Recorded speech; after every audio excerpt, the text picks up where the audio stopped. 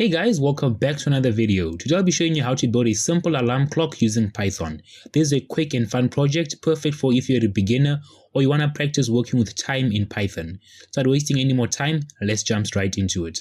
First things first, we need to import a few built-in Python modules: datetime, time, OS, and platform. Now, datetime helps us get the current hour and minute. Time is used for pausing the program in a loop. OS and platform help us play with sound depending on your operating system. We'll create a function called play alarm sound that works differently depending on whether you're on Windows, Mac OS, or Linux. If you're on Windows, it uses the built-in win sound module. On Mac OS, we'll use say, and on Linux, we'll assume that the beep command is already installed. So in this function, we're going to say if platform.system equals Windows, so if the operating system is Windows, import win sound. We're going to create a variable called frequency, and we're going to set it to 2500. And this is in hertz, so 2500 hertz. Next, we're going to create another variable, and we're going to set it to 1000. This is in milliseconds. So these lines will play a 1 second beep at 2500 hertz on Windows. Then we're going to say winsound.beep frequency and duration. This is a built-in Windows function that plays a simple beep sound through the computer speakers. Else OS system say time to wake up if platform equals Darwin. Else OS system lets you run a terminal command line from within Python. And platform string returns the current OS as a string, like Windows, Darwin for Mac or Linux. So if you're on Mac OS or Darwin, it runs this built-in say command which speaks the given text out loud using the Mac OS voice system. Otherwise, assuming that you're on Linux, it runs this using the beep command available on some Linux distributors. You might need to install it. It plays a system beep using your computer's speakers. Next, I'll define a set alarm function. In this function, we're going to have a variable called alarm time, and I'll set this variable to input, and we're going to prompt the user to set the alarm in the 24-hour format. Then we're going to say try alarm hour, alarm minute, and we'll set this to map integer alarm time split and a colon. This will try to split the input string into two parts, hours and minutes.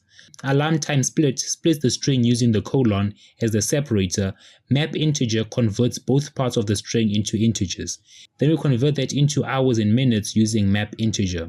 Accept value error, print invalid format, please use hours and minutes format.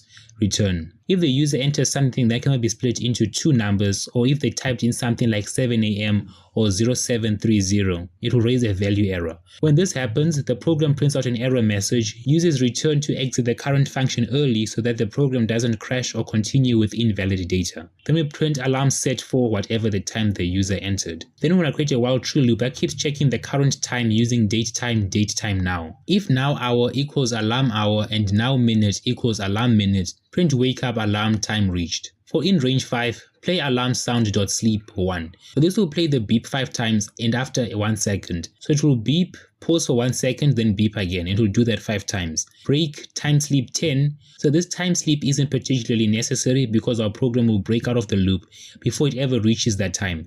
But if it did work, it will pause the program for 10 seconds, then break out. Then we're going to add this line. What this line does is that it makes sure that our program is being run in the main file and not being imported elsewhere. Now let's test it. Run the script, enter a time 1 or 2 minutes from now, and wait. And boom, you'll hear the alarm ringing. And that's it. You've built a simple alarm clock in Python. Perfect for beginners learning about loops, time management, and working with the system. If you enjoyed or found this video helpful in any way, shape, or form, then consider leaving a like and subscribing. Turn on post notifications to be the first when I upload a new video. Also, if you have any constructive criticism or any questions, or you just want to say hi, leave it in the comments section below. And until next time, thanks for watching. Peace.